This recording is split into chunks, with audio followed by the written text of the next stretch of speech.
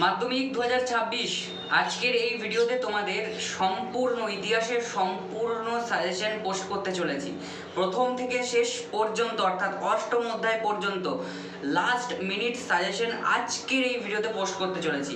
আগের ভিডিওতে তোমাদের শুধুমাত্র 2 নম্বরের সাজেশন পোস্ট করেছিলাম, আজকে একেবারে পূর্ণাঙ্গ সাজেশন এই ভিডিওতে পোস্ট করে দেবো 4 নম্বর এবং 8 নম্বরের। ভিডিওটা প্রথম থেকে শেষ পর্যন্ত স্ক্রিপ্ট না করে দেখতে থাকো, আশা করছি ভালো লাগবে। এবং ভালো লাগলে লাইক শেয়ার কমেন্ট করতে একেবারেই ভুলো না। আর চ্যানেলে নতুন হয়ে থাকলে অবশ্যই চ্যানেলটিকে সাবস্ক্রাইব করে দিও। আর হ্যাঁ, টেস্ট পেপার কিন্তু বেরিয়ে গেছে, টেস্ট পেপার অতি অবশ্যই তোমরা সংগ্রহ করো এবং বাড়িতে প্র্যাকটিস করতে থাকো। যারা এখনো পর্যন্ত সংগ্রহ করে নিয়েছো বা কিনে নিয়েছো তারা অবশ্যই এখন থেকে প্র্যাকটিস শুরু করে দাও, আর বেশি সময় নষ্ট করে লাভ নেই। ঠিক আছে, প্রত্যেকটা পেপার ধরে ধরে প্র্যাকটিস করো এবং চেষ্টা করো পরীক্ষার আগে সম্পূর্ণ টেস্ট পেপারটাকে শেষ করার। এর পরবর্তীতে পর্ষদের যে টেস্ট পেপার তোমাদের স্কুল থেকে দেওয়া হয় বিনামূল্যে, সেটাও কিন্তু প্রকাশিত হয়ে যাবে, সেটাও প্র্যাকটিস করবে। এছাড়াও যে টেস্ট পেপারই কিনেছো, এবিটিএ হোক, ডাব্লিউবিটিএ হোক, ডাব্লিউবিএইচএ হোক, যে টেস্ট পেপার সেটাই খুব ভালোভাবে মনোযোগ সহকারে তোমরা প্র্যাকটিস করো এবং চেষ্টা করো সমস্ত টেস্ট পেপারগুলো ভালো করে সলভ করা এবং প্রত্যেকটা শেষ করা পরীক্ষার আগে। ঠিক আছে, বেশ, চলো আজকের মূল বিষয়বস্তু সাজেশন, সেই সাজেশন পর্বে যাওয়া যাক এবং সাজেশনটা দেখে নাও। সাজেশনের প্রথম প্রশ্ন, ঠিক আছে, প্রথম অধ্যায় থেকে একেবারে অষ্টম অধ্যায় পর্যন্ত 4 নম্বর এবং 8 নম্বরের সম্পূর্ণ সাজেশন এই ভিডিওতে পোস্ট করছি। এবং প্রথম অধ্যায় আর অষ্টম অধ্যায়ে কিন্তু কোনো বড় প্রশ্ন থাকবে না, তোমরা অবশ্যই জানো।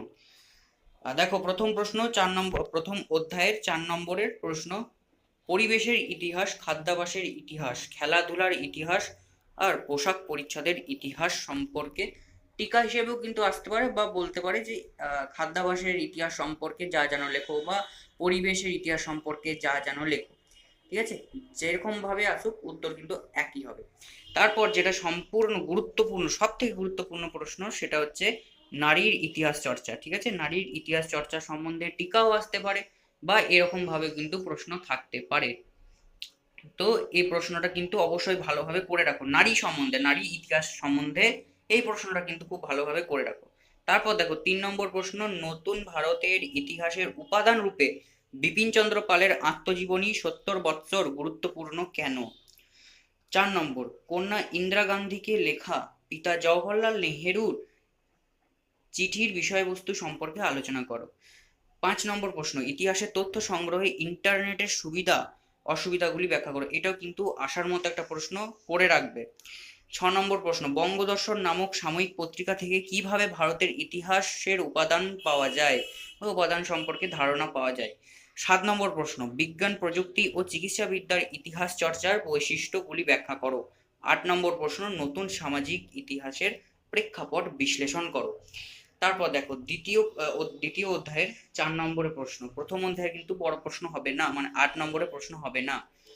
দ্বিতীয় অধ্যায়ের 4 নম্বরের প্রশ্ন দেখো: প্রাচ্য পাশ্চাত্য বিতর্ক, মানে খুবই ভালোভাবে এটা করে রাখো, প্রাচ্য পাশ্চাত্য বিতর্ক। 2 নম্বর: পাশ্চাত্য শিক্ষার বিস্তারে রাজা রামমোহন রায়ের ভূমিকা উল্লেখ করো। 3 নম্বর প্রশ্ন, টিকা হিসেবেও কিন্তু এগুলো আসতে পারে: ইয়ং বেঙ্গল, ডিরোজিও, বিধবা বিবাহ আন্দোলন। 4 নম্বর: হুতম প্যাঁচার নকশা, 19 শতকে বাংলার কিরূপ মানচিত্র পাওয়া যায়। ঠিক আছে, এটাও করে রাখবে। 5 নম্বর প্রশ্ন: ভারতের চিকিৎসা বিদ্যার ক্ষেত্রে কলকাতা মেডিকেল কলেজ কিরূপ ভূমিকা পালন করেছিল বা কিরূপ ভূমিকা তার ছিল, সেটা সম্বন্ধে আলোচনা করতে বলতে পারে। 6 নম্বর প্রশ্ন: উডের নির্দেশনামা বা উডের ডেসপ্যাচ টিকা হিসেবেও আসতে পারে। 7 নম্বর: নারী শিক্ষার প্রসার ও নারী সমাজের উন্নতিতে বিদ্যাসাগরের ভূমিকা আলোচনা করো। 8 নম্বর: লালন ফকিরের গানের মাধ্যমে কিভাবে সর্বধর্ম সমন্বয়ের আদর্শ ফুটে উঠেছে সেটি আলোচনা করো। 9 নম্বর প্রশ্ন: মেকলে মিনিট সম্পর্কে যা জানো নিজের ভাষায় লেখো, বা এটা টিকা হিসেবেও কিন্তু আসতে পারে, টিকা লেখো মেকলে মিনিট, ব্যাস এটুকুই আসতে পারে, উত্তর কিন্তু একই হবে। তারপর দেখো 8 নম্বর প্রশ্ন, এই দ্বিতীয় অধ্যায়ের 8 নম্বরের প্রশ্ন দেখো। 1 নম্বর: শিক্ষা বিস্তারে প্রাচ্য পাশ্চাত্য বিতর্ক, প্রাচ্যবাদী পাশ্চাত্যবাদী বিতর্ক কি ছিল? উচ্চ শিক্ষার বিকাশে কলকাতা বিশ্ববিদ্যালয়ের ভূমিকা কি ছিল? এই দুটো প্রশ্ন করে রাখলে খুবই ভালো কথা, ঠিক আছে, মানে এই দুটো পার্ট পার্ট করে আসতে পারে। তো এই দুটো প্রশ্ন কিন্তু অবশ্যই ভালোভাবে করে রেখো। বাংলা নবজাগরণের চরিত্র, 2 নম্বর, বাংলা নবজাগরণের চরিত্র ও সীমাবদ্ধতাগুলি ব্যাখ্যা করো।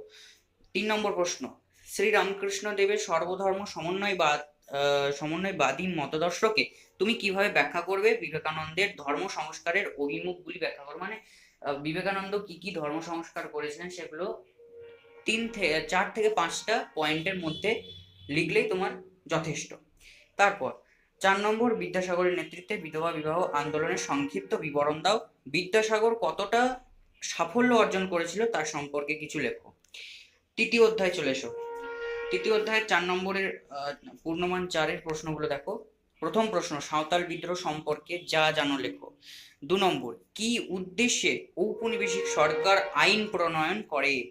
3 নম্বর প্রশ্ন, সন্ন্যাসী ফকির বিদ্রোহ কি ছিল, বা সন্ন্যাসী ফকির বিদ্রোহের ব্যর্থতার কারণগুলি আলোচনা করো। ঠিক আছে, এই মানে সন্ন্যাসী ফকির বিদ্রোহ কি ছিল সে সম্বন্ধেও তোমরা একটু কিছু জেনে রেখো, আর এটা কেন ব্যর্থ হয়েছিল সেটাও কিন্তু জেনে রাখবে। তারপর দেখো 4 নম্বর, বারাসাত বিদ্রোহের ব্যর্থতার কারণ। 5 নম্বর, ফরাজি ও ওয়াহাবি আন্দোলনের পার্থক্যগুলি আলোচনা করো। 6 নম্বর, ভারতে ব্রিটিশ শাসনের প্রথম শতকে কৃষক ও উপজাতি বিদ্রোহগুলির কারণ কি ছিল?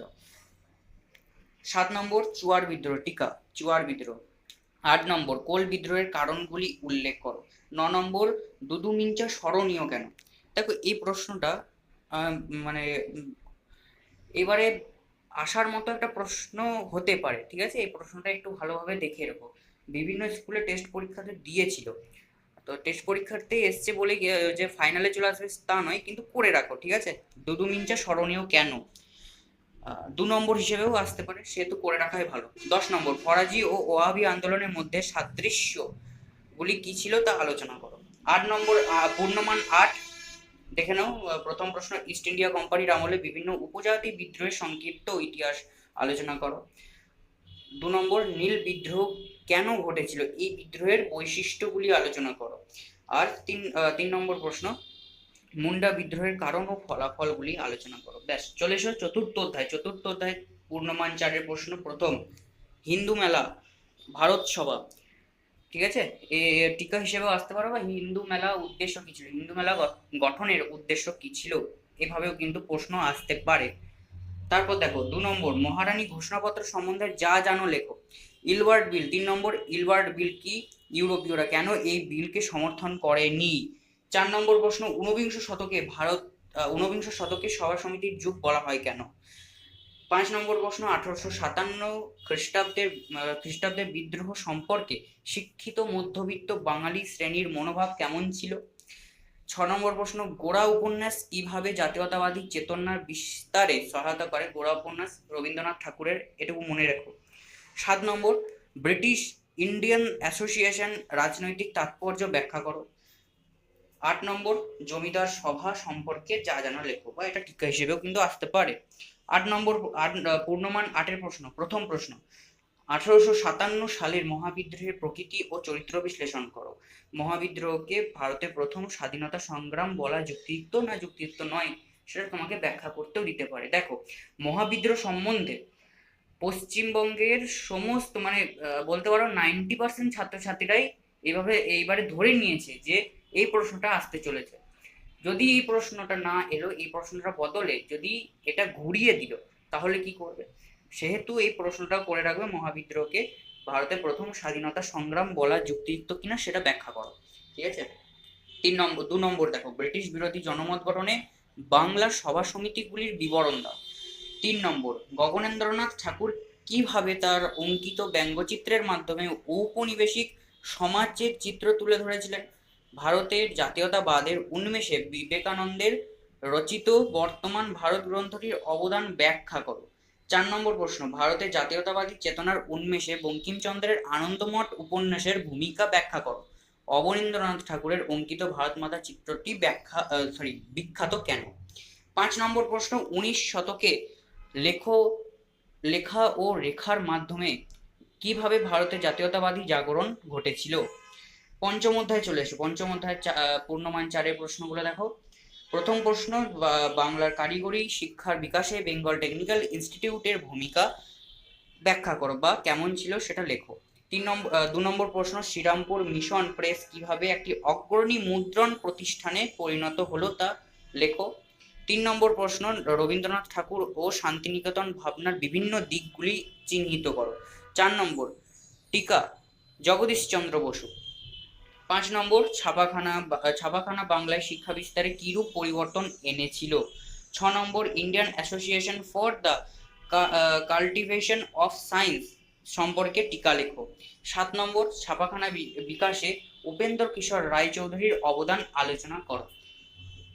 এটা ঘুরিয়েও আসতে পারে। 7 নম্বর দেখো, 7 নম্বরের প্রশ্নটা কিন্তু ঘুরিয়েও আসতে পারে, ইউ.এন. রায় অ্যান্ড সন্স এর ভূমিকা উল্লেখ করো, এভাবে কিন্তু আসতে পারে। 8 নম্বর, পূর্ণমান 8-এর প্রশ্ন দেখো। প্রথম প্রশ্ন, ঔপনিবেশিক বাংলায় বিজ্ঞান ও কারিগরি শিক্ষার বিকাশে সংক্ষিপ্ত পরিচয় দাও। 2 নম্বর, রবীন্দ্রনাথ ঠাকুরের শান্তিনিকেতন ও বিশ্বভারতী ভাবনার মাধ্যমে কিভাবে প্রকৃতি মানুষ শিক্ষার সমন্বয় ঘটিয়েছিলেন তা ব্যাখ্যা করো। 3 নম্বর প্রশ্ন, বাংলার ছাপাখানা ও মুদ্রণের ক্ষেত্রে বিদ্যাসাগরের অবদান ব্যাখ্যা করো। ছাপাখানার ফলাফল বা প্রভাবগুলি তুমি কিভাবে ব্যাখ্যা করবে, পার্ট করে প্রশ্ন, ঠিক আছে, 4+4। 4 নম্বর প্রশ্ন, পঞ্চানন কর্মকার বিখ্যাত কেন? স্কুল বুক সোসাইটির উদ্যোগে শিক্ষা বিস্তার কিভাবে ব্যাখ্যা করবে সেটা লেখো। ব্যাস, এই গেল পঞ্চম অধ্যায়। এবার ষষ্ঠম অধ্যায়ের 4 নম্বরের প্রশ্ন দেখো। প্রথম প্রশ্ন, বঙ্গভঙ্গ বিরোধী আন্দোলনের প্রতি কৃষক শ্রেণী আগ্রহ ছিল না কেন? 2 নম্বর প্রশ্ন, বারদৌলি সত্যাগ্রহ আন্দোলন সম্পর্কে যা জানো লেখো। 3 নম্বর প্রশ্ন, টিকা সর্বভারতীয় কিষাণ সভা, একা আন্দোলন, ওয়ার্কার্স অ্যান্ড প্রেজেন্ট পার্টি, সর্বভারতীয় ট্রেড ইউনিয়ন কংগ্রেস। 4 নম্বর, তাম্রলিপ্ত জাতীয় সরকার সম্পর্কে যা জানো লেখো। 5 নম্বর, বঙ্গভঙ্গ বিরোধী আন্দোলনে কৃষক সমাজের অংশগ্রহণ সীমিত ছিল কেন? এবার 8 নম্বর দেখো। 8 নম্বর, পূর্ণমান 8-এর প্রশ্ন। প্রথম প্রশ্ন, 20 শতকের ভারতে কৃষক আন্দোলনের প্রসার। 2 নম্বর, বিংশ শতকের ভারতে উপনিবেশ বিরোধী আন্দোলনে বামপন্থীদের ভূমিকা।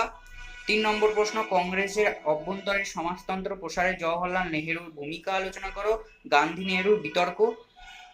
4 নম্বর, সমাজতন্ত্র প্রসারে সুভাষচন্দ্র বসুর অবদান বর্ণনা করো। কংগ্রেস থেকে তাকে বিতাড়িত হতে হয়েছিল কেন? সপ্তম অধ্যায় চলে এসো। ব্যাস, এই অধ্যায় তোমাদের শেষ, যেখানে 8 নম্বরে বড় প্রশ্ন থাকবে বা এই অধ্যায় থেকে আসবে, ঠিক আছে। দেখো, প্রথম 4 নম্বরের প্রশ্ন, প্রথম, সশস্ত্র বিপ্লবী আন্দোলনে নারীদের যোগদানের চরিত্র বিশ্লেষণ করো। 2 নম্বর, সশস্ত্র বিপ্লবী আন্দোলনে দীপালি সংঘ কিরূপ ভূমিকা পালন করেছিল।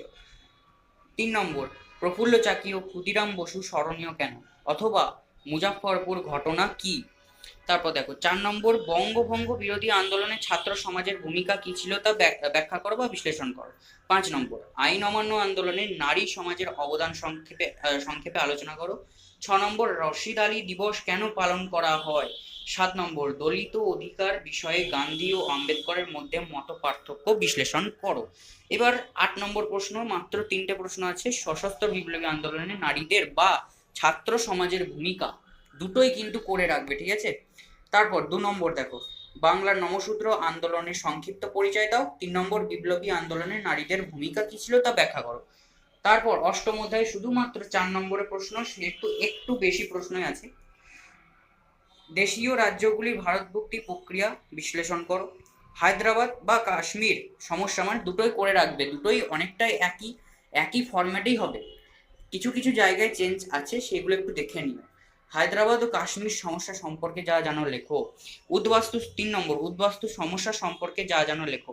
4 নম্বর, 1947 খ্রিস্টাব্দে দেশভাগ কি সমস্যার সৃষ্টি করেছিল তা ব্যাখ্যা করো বা লেখো।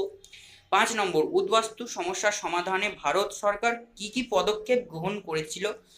6 নম্বর প্রশ্ন, উদ্বাস্তু সমস্যার ক্ষেত্রে পাঞ্জাব ও বাংলার পার্থক্যগুলি কি ছিল।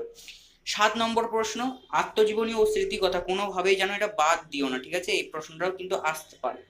আত্মজীবনী ও স্মৃতিকথায় কিভাবে দেশভাগের কথা বর্ণিত হয়েছে। 8 নম্বর প্রশ্ন, দেশীয় রাজ্যের অন্তর্ভুক্তকরণের ক্ষেত্রে জুনাগড়, হায়দ্রাবাদ ও কাশ্মীর রাজ্য কিভাবে সমস্যার কারণ হয়ে দাঁড়িয়েছিল তা ব্যাখ্যা করো। দেখো এই প্রশ্নটাও কিন্তু করে রাখবে, এই 8 নম্বর প্রশ্ন। 8 নম্বর প্রশ্নটা করে রাখলে কি হবে, জুনাগড়, হায়দ্রাবাদ ও কাশ্মীর সম্বন্ধেও তোমরা ধারণা পেয়ে যাবে, ছোট্টখাটো ধারণা পাবে। তো এরকম প্রশ্ন কিন্তু আসতে পারে।